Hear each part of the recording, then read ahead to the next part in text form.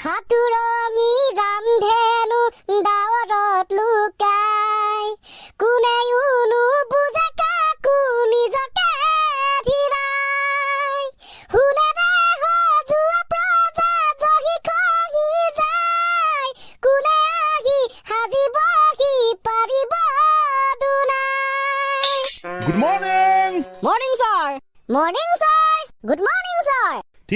ঠিক আছে দে, ক্লাছটো আৰম্ভ হওক দুখে দুখে। হয়তো আপোনালোকে গম পাইছে বৰ্তমান সময়ত অসমত কি চলি আছে, ভয়াৱহ পথ দুৰ্ঘটনা। দেৰগাঁৱত সংঘটিত হোৱা সেই ভয়ংকৰ পথ দুৰ্ঘটনা কোনে জানিছিল, কোনে গম পাইছিল আজি যে হ'ব আমাৰ তাতে মৃত্যু? নিষ্ঠুৰ নিয়তিয়ে কাৰো কথা নুশুনিলে। হয়তো এক্সিডেণ্টটোৰ কথা সকলোৱে গম পাইছে, গম নোপোৱা মানুহ হয়তো খুব কমে ওলাব। আচলতে এক্সিডেণ্টবিলাক ইমান ভয়ংকৰ ৰূপত হয় কিয়? বহু কাৰণত এনে পথ দুৰ্ঘটনা সংঘটিত হয় আৰু সেই দেৰগাঁৱত সংঘটিত হোৱা পথ দুৰ্ঘটনাটো দেখি এনেকুৱা অনুমান হৈছে যে দুয়োখন গাড়ী ফুল স্পীডত আহি আছিল। যদি অকণমান স্পীডত নাহিলহেঁতেন তেনেহ'লে ইমান খাতৰা হৈ নপৰে গাড়ী কেইখন।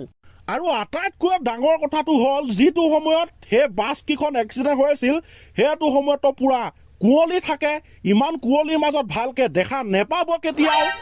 আৰু তাতোতকৈ ডাঙৰ কথাটো হ'ল বিপৰীত পক্ষৰ গাড়ীখন ৰং চাইডত আহিব লাগিব, তেতিয়াহে থকচকে দিব। যদি সিফালৰ গাড়ীখনো নিজৰ চাইডত আহে বাওঁ চাইডত, এইফালৰ পৰা যোৱাখনো বাওঁ চাইডত যায়, তেনেহ'লেতো এক্সিডেণ্ট হোৱাৰ সম্ভাৱনা তেনেই কম। কোনোবা এখন গাড়ীতো ৰং চাইডত আহিবই লাগিব। আৰু এটা কথা গম পাইছো, সেইটো চাইডৰ ৰাস্তাবিলাক বোলে অকণমান বেলেগ ধৰণৰ। কিছুমানৰ ট্ৰেফিক লাইনবিলাকহে থাকে ছিগনেল লাইন, ৰাস্তাবিলাক অকণমান বেয়া। কি ক'ব গাইছ, 11-12টা চিটা যেতিয়া একেলগে জ্বলি থকা দেখা পাইছো, অ' মাই গড, কিবা লাগি গৈছে অ'। সৰু সৰু বাচ্চা, কাৰোবাৰ মা, কাৰোবাৰ দেউতা। বছৰৰ আৰম্ভণিতে 14-15জন ব্যক্তিক হেৰুৱালো। গতিকে এতিয়াৰ পৰা সাৱধান হোৱা উচিত। লাগিলে বনভোজ খোৱা নহওকে, তথাপি ইমান সোনকালে যাত্ৰা আৰম্ভ কৰিব নালাগে। আপোনালোকে কি ভাবে গাইছ? এক্সিডেণ্ট বস্তুটো হয়তো এনেকুৱা, কেতিয়াবা অকস্মাতে হৈ যায়, স্পীড নচলালেও কেতিয়াবা হৈ যায়। কুঁৱলীয়ে হয়তো বহুতখিনি দিগদাৰ দিলে, যাৰ ফলস্বৰূপে ভালদৰে দেখা পোৱা নগ'ল, স্পীডত গৈ আছিল। সেইবাবে প্ৰকাণ্ড খুন্দাত সকলো টচ নচ হৈ পৰিল। আৰু এটা কথা গম পায়নে? ৰাখে হৰি মাৰে কোনে, মাৰে হৰি ৰাখে কোনে, এই কথাটো কিন্তু আমি সঁচা বুলি গম পাই গলো। কিয়নো সেই বাছখনত 40-50 জন ব্যক্তি যাত্ৰা কৰি আছিল। তাৰে ভিতৰত কিছুমানৰ একেবাৰে ডেথ হৈ পৰিল আৰু তাৰে কিছুমানৰ কিন্তু একোৱে দুখ নেপালে। একেলগে বহি আছিল, একেলগে শুই গৈছিল, তথাপি সিহঁতৰ একোৱে নহল। আৰু আন কিছুমানৰ আকৌ বহু দুখ পালে, কিছুমান একেবাৰে মৃত্যুৱে হ'ল। যদি ভগৱানে ৰাখিব বিচাৰে তেনেহ'লে কোনেও হত্যা কৰিব নোৱাৰে, আৰু যদি ৰাখিব নিবিচাৰে তেনেহ'লে এনেকুৱা হয়। ভাগ্য। ৰাইট। যিসকল মৃত্যু হ'ল সেইসকলৰ আত্মাৰ সদগতি কামনা কৰিলো। যিসকল অসুস্থ, যিসকলে আহত হৈছিল, সিহঁত যাতে ভালদৰে সুস্থ হৈ উঠক অতি সোনকালে, তাকে ভগৱানৰ ওচৰত প্ৰাৰ্থনা কৰিছো। আৰু আমি এতিয়াৰ পৰা সাৱধান হোৱা উচিত। ভালদৰে গাড়ী চলাব লাগে আৰু তেনেকুৱা টাইমত যোৱা অনুচিত। দিয়ক তেনে যদি ছাৰ, এবাৰ আমি আলোচনা কৰো 2023 চনটো আৰম্ভণিৰ পৰা শেষলৈকে কি কি হ'ল, কি কি নহ'ল, যিমানটো মনত পৰে আৰু আমি মানে ৰিয়েলাইজ কৰিছো, মনত পেলাবলৈ চেষ্টা কৰিছো কিছুমান ঘটনা। আইঅ' তামান হেভি লাগিব দেই, মজা। ছাৰ, 2023 চনৰ 1 জানুৱাৰী তাৰিখে আৰম্ভ হ'ল 2023 চনৰ বছৰৰ প্ৰথমটো দিন। এইটো দেখোন পিতাই চবে জানে, হ'লে মানে মনত পেলাই দিয়াটো ভাল না। তাৰ পাছত আহি গ'ল লাহে লাহে পাৰ্টি চলিলে, আমুক তামুক আহি গ'ল নহয় মাঘৰ বিহু। মাঘৰ বিহুত মেজি জ্বলালে, খালে পাৰ্টি, বিহু ধিমচিকি।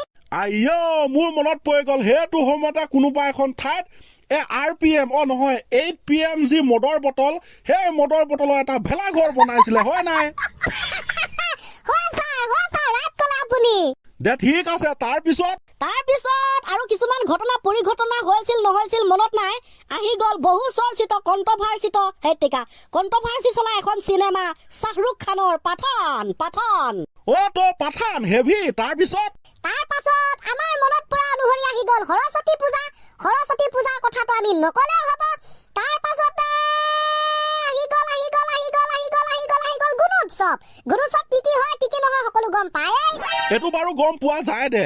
আৰু তাতোতকৈ ডাঙৰ কথাটো হ'ল বহু চৰ্চিত, কি কম, হয়তো এইটো বছৰত মানে 2023 চনটোত আটাইতকৈ ভয়ানক পৰিস্থিতি পৰিস্থিতি ভয়ানক চৰ্চিত বিষয়টোৱে আছিল কি বাল্য বিবাহ আইঅ কামাই তাৰ মানে ফেব্ৰুৱাৰী মাহত ওলাইছিলে পায় ন বাল্য বিবাহ হয় ছাৰ আৰু বাল্য বিবাহত কি হৈছিল কি নহৈছিল কাক গ্ৰেপ্তাৰ কৰা হৈছিল গ্ৰেপ্তাৰ কৰা নহৈছিল আপোনালোকে গম পাই বেছি খুচৰি নাথাকো তাৰ পাছৰ পৰ্যায়লৈ আমি গমন কৰিছো ঠিক আছে দে তাৰ পাছত মনত পৰা অনুসৰি অসমত এখন চিনেমা আহিল ডক্টৰ বেজবৰুৱা এই চিনেমাখন চাইছিলোগে তাৰ পাছত আহিলে তোমাৰ শিৱৰাত্ৰি ভাং খোৱাৰ পৰিণতি এইটোতো পুৰা হেভি উস্কাবাদ আৰু এটা খাটাৰ বিষয় সেই বিষয়টো হ'ল কি বন্দনা কলিতা স্বামীক হত্যা কৰি টুকুৰা টুকুৰ কৰি যে ফ্ৰিজত ভৰাই থৈছিলে এইটো পুৰা হেভি আছিলে দেখোন ছচিয়েল মিডিয়াত পুৰা ট্ৰেণ্ডত চলা বিষয় আছিল নকব ছাৰ কি কব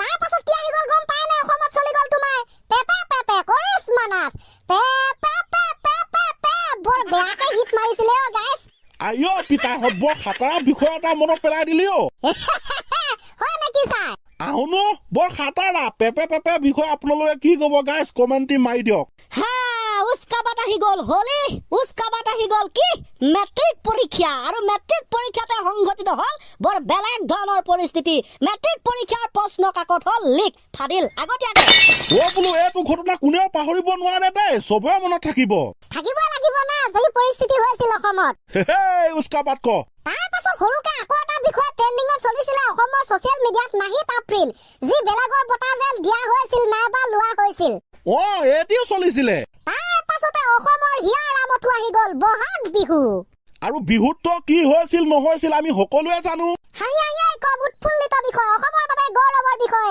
11,000 নাচনীয়ে একেলগে নাচি কৰিলে বিশ্ব ৰেকৰ্ড আৰু যিটো ৰেকৰ্ডে গোটেই ছচিয়েল মিডিয়া ভাইৰেল মাৰিছিলে ট্ৰেণ্ডিঙত উঠাই দিছিল বিশ্ব ৰেকৰ্ড মজা তাৰ পাছতে আহি গ'ল লাহেকৈ মেট্ৰিক পৰীক্ষাৰ ৰিজাল্ট বহুতে ষ্টেণ্ড কৰিলে বহুতে ফেল কৰিলে বহুতে পাছ কৰিলে এইটো ট্ৰেণ্ডিঙত চলা বিষয় তাৰ পাছতে আহি গ'ল এটা দুখ লগা বিষয় এছাই জোনমণি আভাৰ মৃত্যু নে এক্সিডেণ্ট নে হত্যা গম পোৱা নগ'ল এইটো কিন্তু বেয়া লগা বিষয় আছিল দেই ইয়াৰ পাছত আহিলে 2,000 নোটৰ বন্ধ ঠিকে উস্কাবাত কি কম দৌৰি যাম ৰঘুপতি চাম বৰ বেয়া ট্ৰেণ্ডিং মাৰিছিলে এইটো খাটাৰা আছিল কিন্তু উপায় নাই ছাৰ ইয়াৰ পাছত বিলাহীৰ দাম 100-200 টকালৈ বৃদ্ধি তাৰ পাছত চন্দ্ৰযান 3 সফল উৎক্ষেপণ আমি পাহৰিব কেতিয়াও নোৱাৰো আইঅ ধুনীয়া কথা তাৰ পাছত আহি গ'ল গৰম দিন গৰম বন্ধ আহি গ'ল লাহেকে তোমাৰ ৰাঘৱ চিনেমা ফ্লপ বুলি ক'ব নোৱাৰি হিট বুলি ক'ব নোৱাৰি হ'ল এভাৰেষ্ট এইটো পিছে হয় তাৰ পাছত আহি গ'ল চকুৰ বেমাৰ চকু ৰঙা আৰু বেছি কৈ নাথাকো